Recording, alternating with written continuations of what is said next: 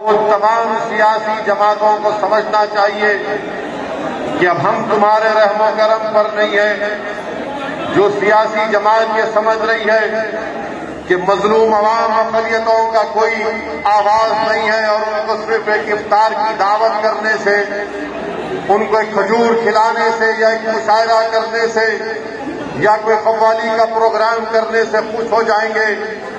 मैं इन तमाम लोगों को ये कहना चाह रहा हूं, ये सर्कस खत्म होगा, ये सर्कस के जोकरों का ये नाटक बंद होगा और ये सर्कस में जो रिंग मास्टर है, ये रिंग मास्टर को समझना चाहिए कि हम इस सर्कस के जोकर नहीं है, हम रिंग मास्टर बनकर तुमको हमारे इशारों पर नचाएंगे इंशाअल्लाह।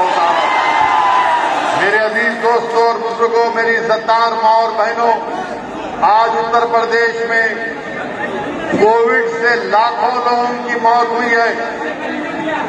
गंगा के ऊपर गरीबों की लाशें बह रही थी, नदी के किनारे लाशों को कुत्ते लोच कर खा रहे थे, लोगों आवाम को ऑक्सीजन नहीं मिल रहा था, अस्पताल का बेड नहीं मिल रहा था। आज जो बेवा हमारी बहनें बेवा हो चुकी हैं, वो बड़ी उम्मीद के साथ ओम प्रकाश राजभर के भारतीय संकल्प मोर्चा की तरफ देख रही है।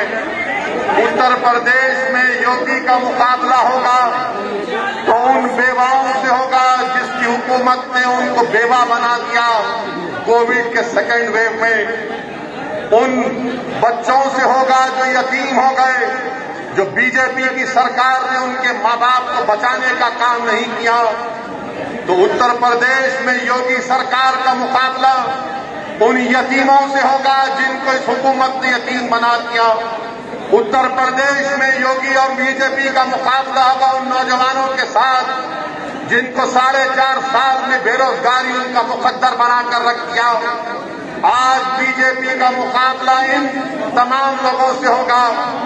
ये मीडिया ये चाहता है कि असदुद्दीन अवैसी की शख्सियत को सामने रखकर योगी का मुकाबला किया जाए। असदुद्दीन अवैसी एक शख्स का नाम नहीं है, असदुद्दीन अवैसी की जबान उन बेवाओं के लिए इंसाफ के लिए उठेगी। असदुद्दीन अवैसी की जबान उन बच्चों को जिनको यतीम बना दिया गया, उन यतीमों के इंसाफ के लिए उठती आई और उठती रहेगी।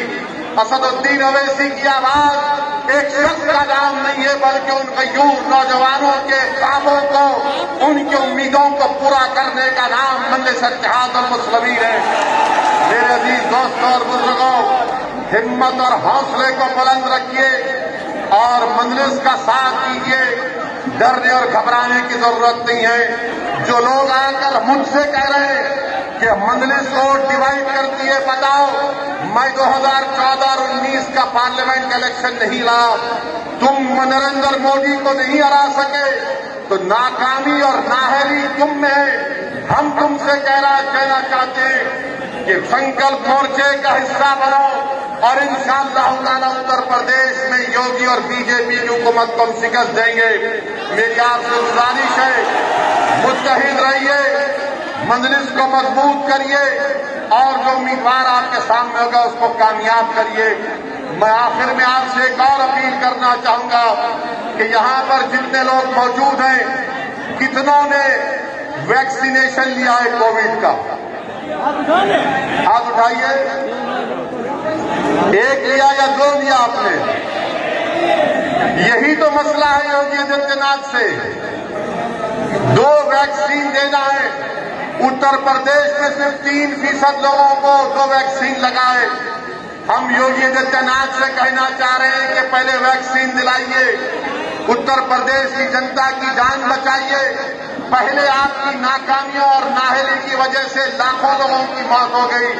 उत्तर प्रदेश की सरकार और उत्तर प्रदेश की जनता से अपील करेंगे कि वैक्सीन लीजिए और अपनी जान को बचाइए और मजलिस को और संकल्प मोर्चा को मजबूत करिए। ये शुरुआत है। इंशाअल्लाह ताला जब हालात मामूल पर आएंगे तो और भी जलसे होंगे और आपसे हम मुझे बात करने का मौका मिलेगा। शुक्रिया। अस्सलाम वालेकुम व रहमतुल्लाहि व बरकातहू। कैराना को भी सब्सक्राइब करें। शुक्रिया, जज़ाकल्लाह।